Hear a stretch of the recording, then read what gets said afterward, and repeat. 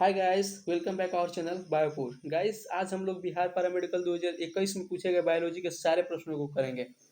तो गाइस, चलिए समय को बिना लॉस करते हुए आज के फर्स्ट क्वेश्चन को देखते हैं। आज का फर्स्ट क्वेश्चन है, कौन एक C4 प्रकाश संश्लेषी पथ का प्रयोग करता है? ऑप्शन ए में दिया है धान, बी में आलू, सी में गेहूँ, डी में बाजरा। इसका सही आंसर क्या हो जाएगा? ऑप्शन डी इज करेक्ट, यानी कि बाजरा।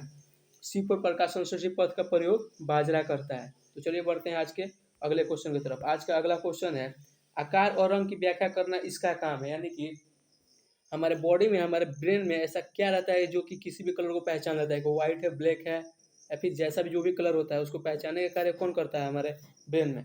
ऑप्शन ए में दिया है फ्रंटल खंड, ऑप्शन बी में दिया है टेम्पोरल खंड, ऑप्शन सी में दिया है पेराइटल खंड, ऑप्शन डी में दिया है अनुपाल खंड। इसका सही आंसर क्या हो जाएगा? ऑप्शन डी इज करेक्ट, यानी कि अनु अनुपाल खंड। ध्यान रहे कि ये 2021 में क्वेश्चन पूछा गया है, पूछ सकता है।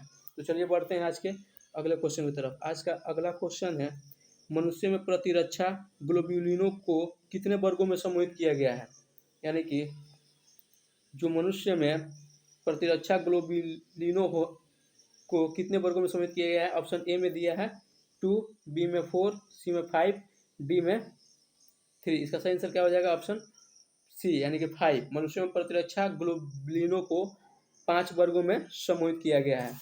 तो चलिए बढ़ते हैं आज के अगले क्वेश्चन की तरफ। आज का अगला क्वेश्चन है, जब ऑक्सैलिक अम्ल श्वसन में प्रयोग किया जाता है तो श्वसन भागफल होता है। ऑप्शन ए में दिया है 4, बी में 2, सी में 3, डी में 1। इसका सही आंसर क्या हो जाएगा? ऑप्शन ए इज करेक्ट, यानी कि 4। जब ऑक्सैलिक अम्ल श्वसन में प्रयोग किया जाता है तो श्वसन का भागफल 4 हो जाता है। चलिए बढ़ते हैं आज के अगले क्वेश्चन की तरफ। आज का अगला क्वेश्चन है, जिन कोशिकाओं में चिकनी अंतःद्रवी जालिका होती है वह इसका निर्माण बड़ी मात्रा में करती है। यानी कि जिस कोशिका में भी चिकनी अंतःद्रवी जालिका होती है वह किसका निर्माण सबसे ज़्यादा करता है? ऑप्शन ए में दिया है लिपिड, बी में न्यूक्लिक अम्ल, सी में प्रोटीन, डी में पॉलीसेकेराइड। इसका सही आंसर क्या हो जाएगा? ऑप्शन ए इज करेक्ट, यानी कि लिपिड। यानी कि जिन कोशिका में चिकनी अंतःद्रवी जालिका होगी वह लिपिड का बहुत ज़्यादा मात्रा में निर्माण करेगा। चलिए बढ़ते हैं आज के अगले क्वेश्चन की तरफ। आज का अगला क्वेश्चन है, मोम होता है, यानी कि मोम क्या होता है? ऑप्शन ए में दिया है एस्टर, बी में एमीन, सी में ईथर, डी में हाइड्रोकार्बन। इसका सही आंसर क्या हो जाएगा? Option a is correct, ester, यानी कि मोम एक एस्टर होता है। ठीक ना? चलिए बढ़ते हैं आज के अगले क्वेश्चन की तरफ। आज का अगला क्वेश्चन है, देखिए ये क्वेश्चन बहुत बार रिपीट किया है, यानी कि हर साल इस क्वेश्चन से, इस टॉपिक से क्वेश्चन देता है हर साल बायोलॉजी में। यहाँ से अगर आप इस टॉपिक को कंप्लीट कर लेते हो ना तो यहाँ से आपको 5 मार्क्स एकदम कंफर्म है। हर साल पूछता है, इस साल भी पूछेगा, कंफर्म ही है। क्वेश्चन क्या बोल रहा है, डीएनए में adenine guanine equal adenine plus guanine equal to thymine plus cytosine की खोज किसने की थी? ऑप्शन ए में दिया है क्रिक, बी में कैंडू, सी में वाटसन, डी में चारगाफ। इसका सही आंसर क्या हो जाएगा? Option D is correct, चारगाफ। इसको थोड़ा सा हम अच्छे से पढ़ेंगे क्योंकि यहाँ से हर साल क्वेश्चन पूछा है, हर साल। आप प्रीवियस ईयर के क्वेश्चन को उठा के देखिए, हर साल यहाँ से पूछा है।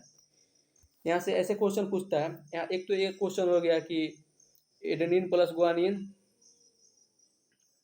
Equal to thymine plus cytosine की खोज किसने किया था? तो चारगाफ किए थे। ठीक ना? अब ये चारगाफ नियम होता क्या है, इसमें देखिए यहाँ पे 2-3 टर्म्स याद करने हैं आपको। ठीक ना? ऐसे जो डीएनए का ये सब जितना होता है ना, डीएनए का पार्ट होता है। ठीक ना? डीएनए के 2 पार्ट होते हैं, एक होता है प्यूरिन। क्वेश्चन आप सुने होंगे कि प्यूरिन, ऐसे प्रीवियस ईयर में प्यूरिन से भी क्वेश्चन पूछा जाता है। ठीक ना? तो एक आता है प्यूरिन, ठीक ना, प्यूरिन एक होता है, दूसरा होता है पायरीमिडीन्स, पायरीमिडीन्स। क्वेश्चन ज़्यादा इस प्यूरिन से ही देता है। ठीक ना? पायरीमिडीन्स का नहीं देता है, बट उसको भी हम देख लेंगे। ठीक ना? एक प्यूरिन होता है और एक पायरीमिडीन्स होता है। तो ये एडेनिन और गुआनिन ये प्यूरिन के अंदर आते हैं, और थाइमिन और साइटोसिन ये पायरीमिडीन्स के अंदर आते हैं।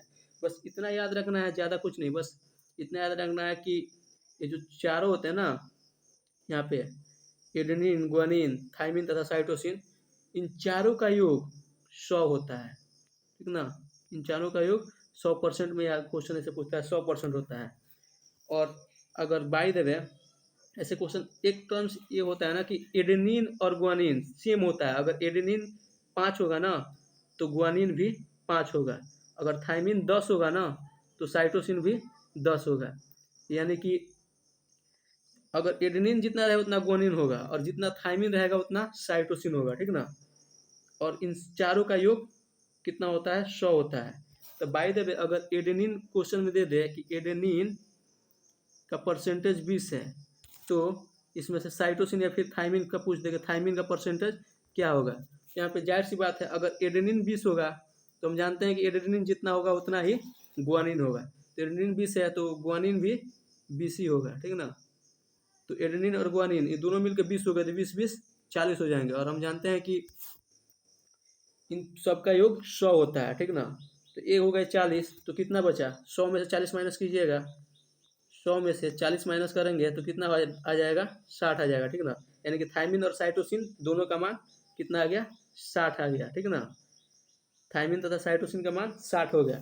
और यहाँ पे भी हम बताया कि जितना थाइमिन होगा उतना साइटोसिन होगा, यानी कि 50-50 होता है। तो 30 को आधा आधा कीजिएगा, 60 को आधा आधा कीजिएगा तो हाफ हाफ कीजिएगा, 30-30 हो जाएगा, ठीक ना। यानी कि थाइमिन 30 हो जाएगा, साइटोसिन 30 हो जाएगा। ऐसे क्वेश्चन पूछता है तो थोड़ा यहाँ पे इसको ये रखना है, ठीक ना। और ऐसे कभी कभी क्वेश्चन पूछा है कि डीएनए में पाए जाने वाला प्यूरिन्स है, डीएनए में पाए जाने वाले प्यूरिन्स है, ठीक ना। प्यूरिन्स कौन कौन होते हैं? एडेनिन तथा गुआनिन। ऑप्शन में रहता है ऐसे एडेनिन, ये क्वेश्चन पूछा हुआ प्रीवियस ईयर आप उठा के देखिएगा, एडेनिन तथा गुआनिन, ठीक ना। एडेनिन तथा गुआनिन, यहाँ से 3-4 टाइप का क्वेश्चन पूछेगा। पूछेगा डीएनए में पाया जाने वाला प्यूरिन्स है, ये रहेगा ऑप्शन में एडेनिन तथा गुआनिन। तो यही हो जाएगा इसका सही आंसर, एडेनिन तथा गुआनिन। इसे थाइमिन से क्वेश्चन नहीं पूछता। और एक ये न्यूमेरिकल पूछता है, अगर डीएनए में पाए जाने वाले एडेनिन 30% है तो थाइमिन कितना होगा, साइटोसिन कितना होगा, तो बता ही दिए हैं। तो चलिए बढ़ते हैं आज के अगले क्वेश्चन की तरफ। आज का अगला क्वेश्चन है, कौन एक परजीवी प्रोटोजोआ है? ऑप्शन ए में दिया है अमीबा, ऑप्शन बी में दिया है जियाड्रीमा, ऑप्शन सी में दिया है यूग्लिना, ऑप्शन डी में दिया है साइकन। इसका सही आंसर क्या हो जाएगा? कोई बताएगा इसका सही आंसर क्या होगा? कौन एक परजीवी प्रोटोजोआ है, यानी पूछ रहे परजीवी है जो कि दूसरे जीव पर निर्भर रहता है, वो प्रोटोजोआ में आता है, ठीक ना। तो कौन हो जाएगा? कौन एक है जो परजीवी प्रोटोजोआ है? इसका सही आंसर क्या हो जाएगा? ऑप्शन ए में दिया है अमीबा, ऑप्शन बी में दिया है जिया जियाड्रिया, सी में दिया है यूग्लिना, डी में दिया है साइकन। इसका सही आंसर क्या हो जाएगा? ऑप्शन बी इज करेक्ट, यानी कि जियाड्रिया। जियाड्रिया एक ऐसा प्रोटोजोआ है जो कि परजीवी होता है, जो कि दूसरे जीव पे निर्भर होता है। चलिए बढ़ते हैं आज के अगले क्वेश्चन की तरफ। आज का अगला क्वेश्चन है, इसमें पत्तियां भोजन व जल संग्रह करती है, यानी कि कौन सा ऐसा पेड़ है, कौन सा ऐसा वृक्ष है जिसकी पत्तियां भोजन को इकट्ठा करती है, भोजन और जल को अपने पत्तियों में इकट्ठा करके रखती है। ऑप्शन ए में दिया है बरगद, बी में पाठा, यहाँ पे ग्वारपट्ठा होगा, ठीक ना, यहाँ पे ग्वारपट्ठा होगा, ग्वारपट्ठा, सी में प्याज, डी में नागफली। इसका सही आंसर क्या हो जाएगा? इसका सही आंसर क्या हो जाएगा? ऑप्शन बी इज करेक्ट, यानी कि ग्वारपट्ठा। ग्वारपट्ठा एक ऐसा वृक्ष है जो अपने पत्तियों में जल और भोजन को संग्रहित करके रखता है। तो ये रहा आज का 9 ही क्वेश्चन कुल पूछे गए थे 2021 में, जो कि 9 हमने करा दिया। और आपको जो यहाँ पे 7 नंबर क्वेश्चन में कराया गया है, इसको थोड़ा सा अच्छे से देखना है, क्योंकि यहाँ से एकदम कंफर्म है कि आपको 5 मार्क्स ये दे के जाएगा, ठीक ना। एकदम कंफर्म है कि आपको 5 मार्क्स दे के जाएगा अगर आप इसको अच्छे से पढ़ लेते हो, ठीक ना। यहाँ पे बस इसको याद रखना है कि इन चारों का योग 100 होता है, ठीक ना। इन चारों का एडेनिन, गुआनिन, थाइमिन तथा साइटोसिन, इन चारों का योग 100 होता है। और इतना एक और टर्म याद रखना है कि एडेनिन गुआनिन के बराबर होता है और थाइमिन साइटोसिन के बराबर होता है। एडेनिन अगर 20 होगा तो गुआनिन भी 20 होगा, अगर थाइमिन 60 होगा ये भी 60 होगा, ठीक ना।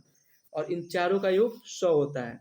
तो जाहिर सी बात है, अगर कहीं से भी न्यूमेरिकल पूछेगा तो आराम से निकाल लेंगे। अगर एडेनिन हमको 30 दे दिया है, तो अगर पूछ रहा है इसमें से थाइमिन तथा साइटोसिन पूछ रहा है, तो साइटोसिन पूछ रहा है तो क्या करेंगे? अगर एडेनिन 30 हो जाएगा तो गुआनिन भी 30 हो जाएगा, तो 30-30 दोनों को जोड़ देंगे 60 हो जाएगा, ठीक ना। और 60 हो जाएगा। अब इसमें से 100 में से 60 को माइनस कर देंगे, 40 हो जाएगा।